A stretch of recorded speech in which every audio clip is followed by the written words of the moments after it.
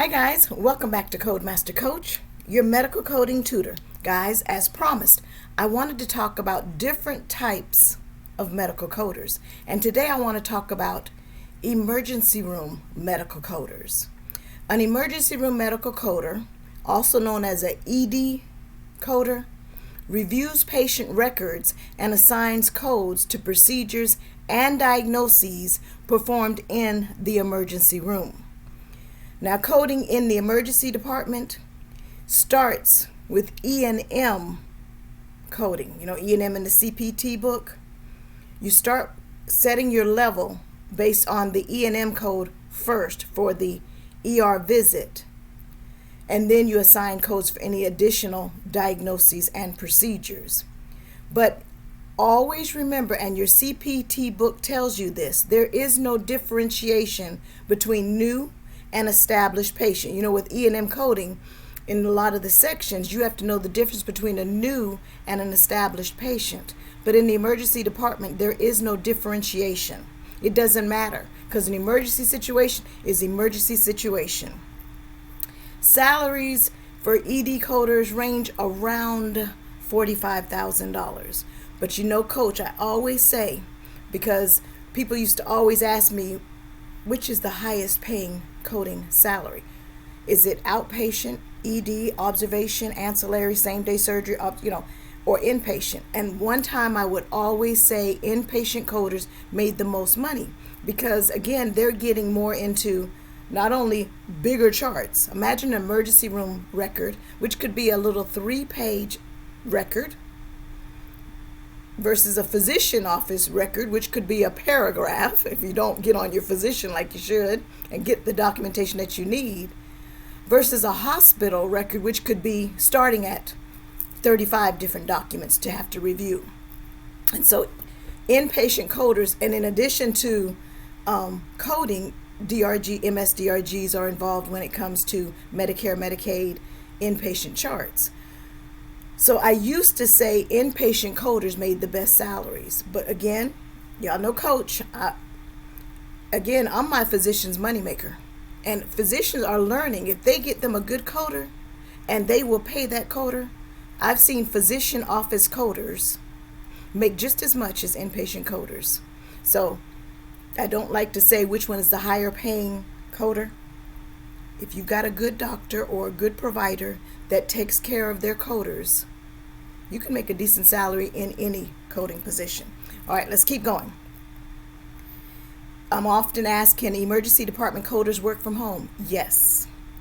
In a lot of places, a lot of facilities, they outsource their ER coding because it's an entity that's easy to just say to an outside organization, billing service, coding service, just take over these and we'll handle our inpatient records. So a lot of times it is outsourced and it can be done remotely from home. Any physician can bill emergency department services, any. So there's no telling what specialty you might code. And that's what I loved about coding in the emergency room. I didn't know what my next chart would be. Now, when I worked ED coding, I started in the hospital. As the director, our ED coding was outsourced and our billing company asked if we could possibly bring it in. And so I really had to delve deep and try to really study on what exactly would I be coding with emergency department coding. And I realized there are two sides to ED coding as well. There's facility coding for the ED itself, and then there's professional for the physicians in the emergency department. So there are two sides to coding in the emergency department as well. So that is going to be taken in consideration too with your coding. But let me stay on track here. Emergency room visits are unscheduled episodic services to patients who present for immediate medical attention.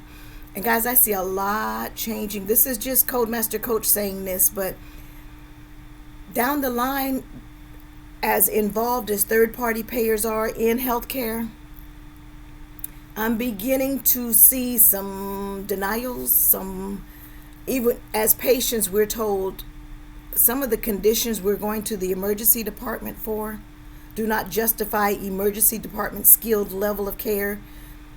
Sure, if it's a weekend and you're sick and your physician's office isn't open, I could see an ER visit on the weekends, but Monday through Friday, if your physician's office is open, some of the conditions patients are seeing when they go to the emergency department do not justify that skilled level of care, and I can see denials coming down.